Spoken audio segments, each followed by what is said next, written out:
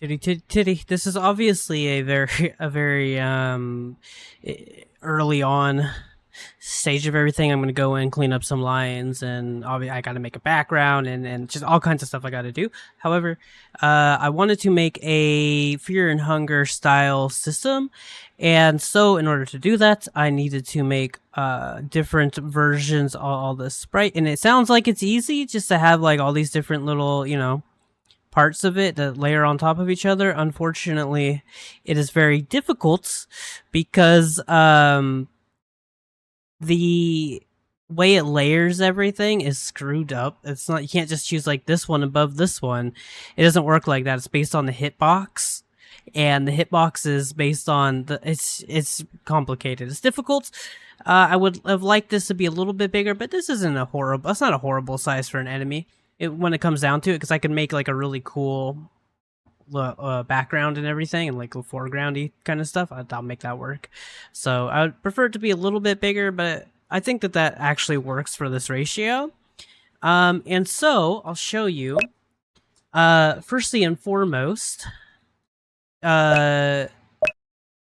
everybody, and there's a lot of stuff on screen that's not going to be there later on, but right now it's not really important. It's just figuring out the basic stuff. So obviously you could target whatever body part you want. If you get rid of the core, because the core doesn't actually attack like the body, then the whole thing dies. So we'll do that. This is an umbilical cord, and this is the face. They can bite you or whatever, and then there's the little baby parts of the character. Things need to be fixed up and moved around a little bit. It's a pain in the ass, but it's not a huge deal. The little baby parts could attack you too. They do the most damage, and the umbilical cord's the second most damage. The face does a very tiny bit of damage, and the body doesn't do any damage. So now,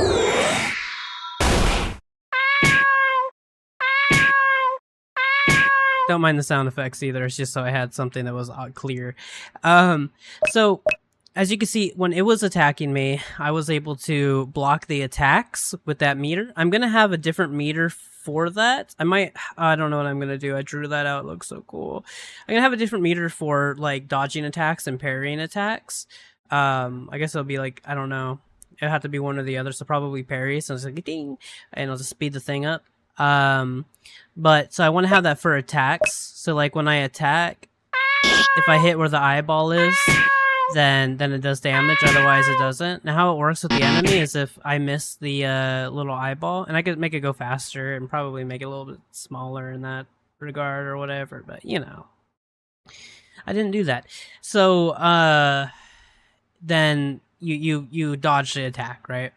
I would prefer to be a parry. I think I could make it work out so it like does like parry language and everything. Shouldn't be a huge deal.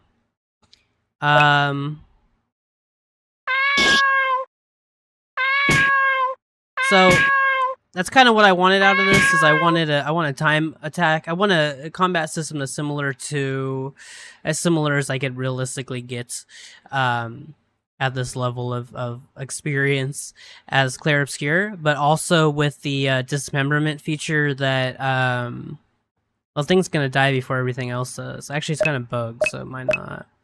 But the dismemberment feature of Fear and Hunger.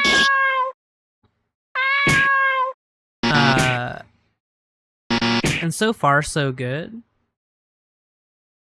For some reason, when it dies, when it gets poison health all the way down to 0, it doesn't. When it gets the health, it doesn't just die. I have to attack it again. Not sure if I want to keep that as a feature, but it is a bug.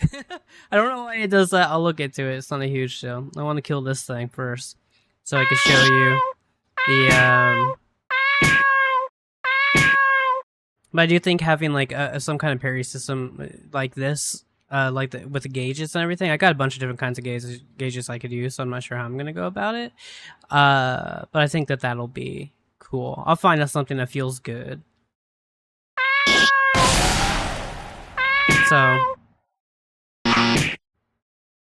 So as you can see, I mean, I guess it's hard. Everything's hard to see when it's a smaller screen. This is made to be on like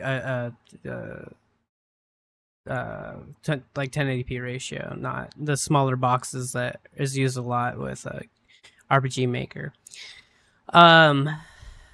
So like I said, you can see that the umbilical cord is gone, and there's a little hole where the umbilical cord was. It looks like a little belly button, so it's a little bit more gory. Which is hard to tell with this size of the sprite, but it is what it is. I gotta work with what I can work with. You know what I mean? Stuff happens. I guess I'll just kill the thing. I missed.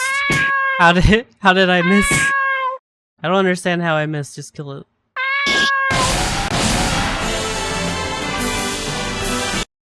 Alright. So that's where I'm at with that. Believe it or not, is a lot more than it might seem. Pretty much done with this little area. That's it. This is just a tiny little update. Tiny little update.